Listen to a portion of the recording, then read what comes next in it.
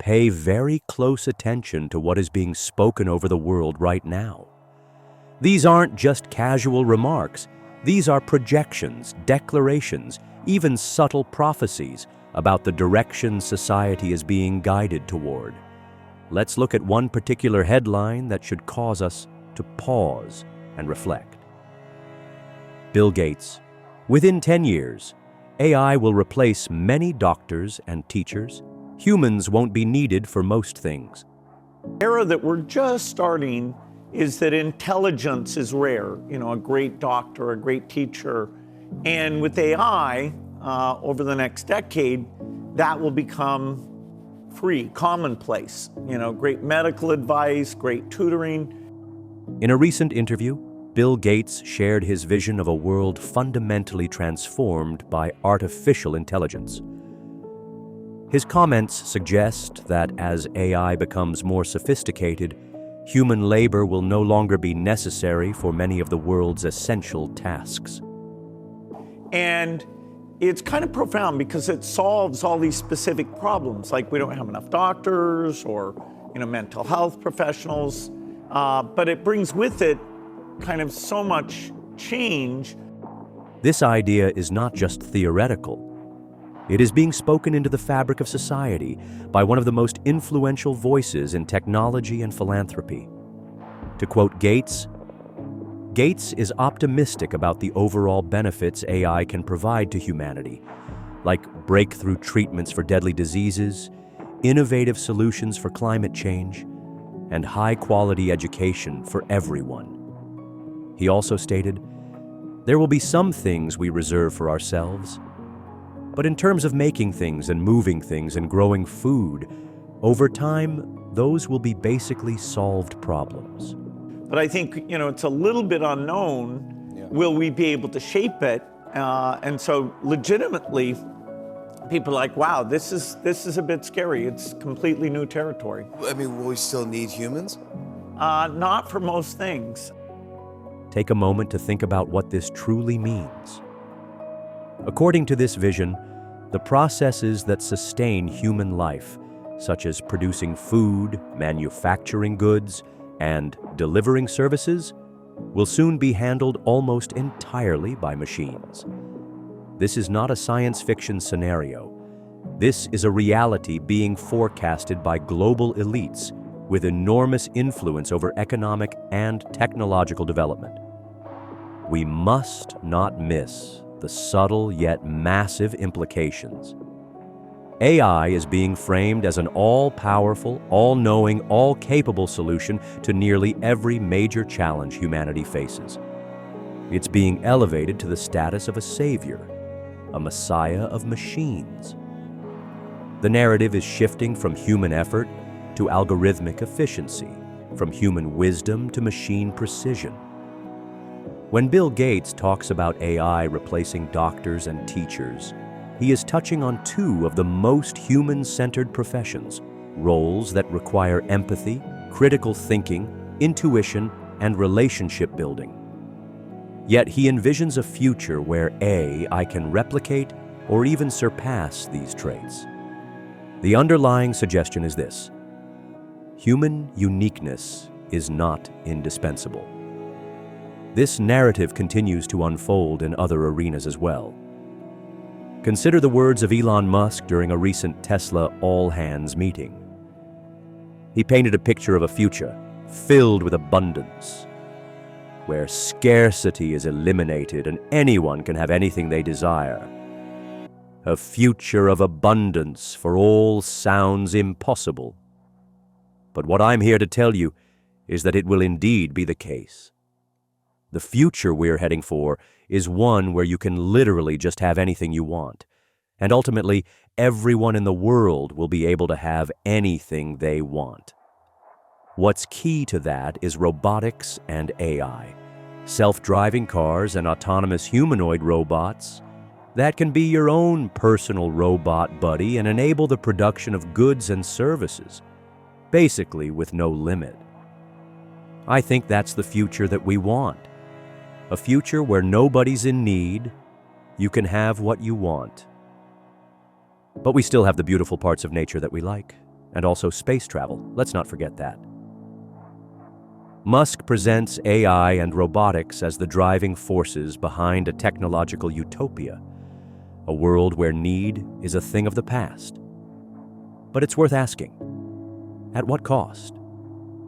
What becomes of human purpose, responsibility, and dignity when our roles are minimized or eliminated?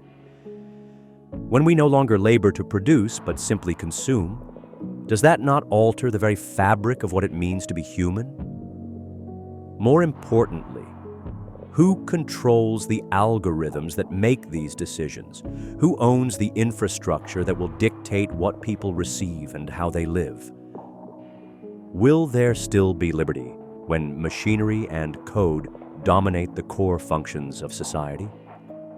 Now, turn your attention to another source, an article titled "The Future of AI: What to Expect in the Next 5 Years."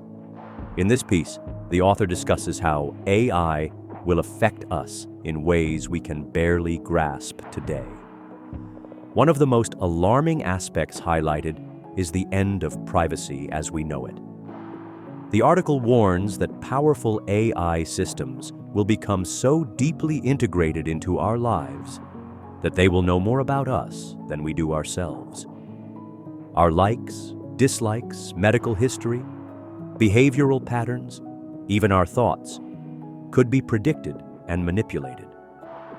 As the article states, our commitment to safeguarding privacy has already been severely tested by technological developments over the past 5 decades. And AI is about to take this to an entirely new level. This isn't just about losing privacy. It's about the restructuring of society on a scale we've never witnessed. Surveillance will no longer just be about cameras on street corners or tracking cookies in browsers. It will be predictive, proactive, and deeply personalized. It will anti-x. As these ideas become normalized, we must remain vigilant. These are not just updates in technology. These are shifts in worldview, value systems, and human identity. When we begin to believe that AI can take over roles traditionally rooted in human experience, doctoring, teaching, nurturing, creating, we edge closer to a world that sees humanity not as sacred, but as outdated. We are being offered a future where abundance and automation sound appealing, but we must look deeper. What are we surrendering in the process? What liberties, rights, and responsibilities are we trading for convenience and control? So again, I urge you, pay attention to what they are saying. Do not just listen to the words, discern the implications. The future being proposed is not just about innovation, it's about transformation. And in that transformation, we must ask ourselves, what will be left of humanity? What many people fail to grasp is this: when the Antichrist finally steps onto the global stage, he won't be initiating his system of control from scratch. Contrary to what some might imagine, he won't be frantically organizing a technological infrastructure, rallying governments, or building networks from the ground up. No. Everything he needs will already be fully operational, ready for him to activate and dominate. The digital infrastructure, the surveillance systems, the financial technology, all of it will already be embedded within the fabric of our everyday lives. He will simply assume control over what has already been prepared. The foundation for the mark that enables buying and selling will not be a sudden innovation that catches the world by surprise. Instead, it will be a seamless integration of systems that people will have already accepted as part of normal life. Think about this for a moment. Today, we already see a growing movement toward a cashless society. Digital wallets, biometric identification, QR codes, facial recognition, and centralized digital currencies are quickly replacing traditional financial systems. The Antichrist will not need to build alliances with world governments from the ground up. Those alliances, those global institutions, and those international treaties will already be functioning. The groundwork will have been laid through global summits, multinational organizations, and collaborative digital governance. The World Economic Forum, the United Nations, and other international entities are already shaping a future of global cooperation. All the Antichrist will need to do is step in and take the reins. The Bible is clear that a time will come when the whole world will marvel and follow the beast.